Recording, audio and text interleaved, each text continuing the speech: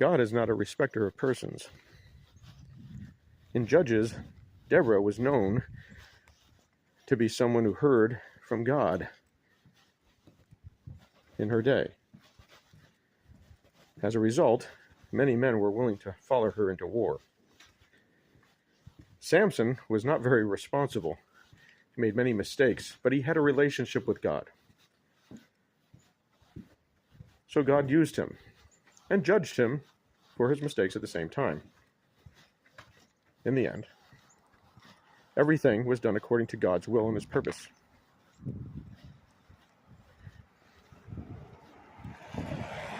David had many mistakes that resulted in him being overthrown by his own son.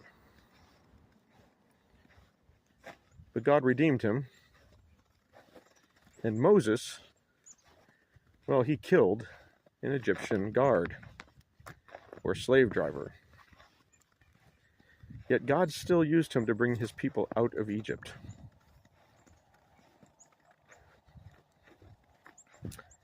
What made these people so special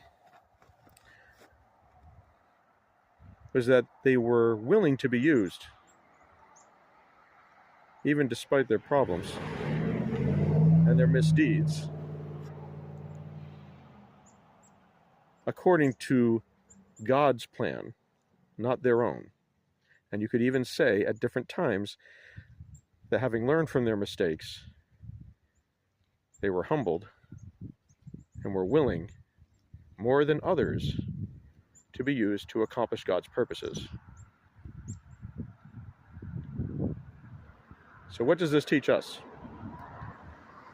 Well, it teaches us that we have to be humble, that we have to seek God and make sure we're doing things according to his will, not our own, and that we can't judge others, because God sees the heart.